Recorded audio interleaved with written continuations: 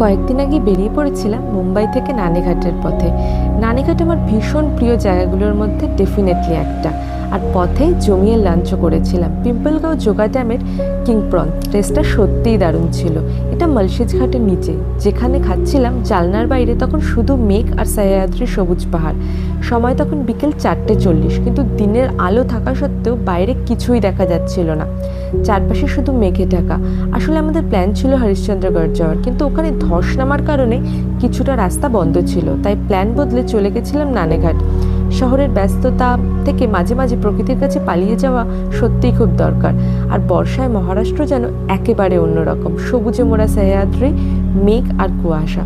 মনে হয় প্রকৃতি নিজের মতো করে ঢেলে সাজিয়ে রেখেছে সব কিছু। অথচ ভাবতেই অবাক লাগে, ডিসেম্বর মাস আসতেই দেখা যাবে পাহাড়ের রং একদম পাল্টে গিয়ে ব্রাউন হয়ে গেছে। যদিও তার নিজস্ব রূপ আছে। নানেঘাট এটা আমার দ্বিতীয়বার আসা। এবার যদিও ডে ট্রিপ ছিল, আগেরবার একটা রাত ছিলাম, তবু এখানে একটা রাত কাটিয়ে যাওয়ার ইচ্ছাটা আবারও হচ্ছিল। ইতিহাসের পাতায় নানেঘাটের একটা বিশেষ জায়গা আছে। সোপারা, কল্যাণ ও চোল বন্দরের সঙ্গে দাক্ষিণাত্যের ব্যবসায়িক যোগাযোগের মাধ্যম ছিল এই পথ। বণিকেরা যাতায়াতের সময় এখানে শুল্ক বা কর প্রদান করতেন, কিন্তু এত বৃষ্টির জন্য ওই জায়গাটায় এবার আর নামতে পারিনি। যদিও নানেঘাট ফেমাস বর্ষাকালে এখানকার রিভার্স ওয়াটারফলের জন্য। মুম্বাই থেকে প্রায় 155 কিলোমিটার দূরে এই নানেঘাট।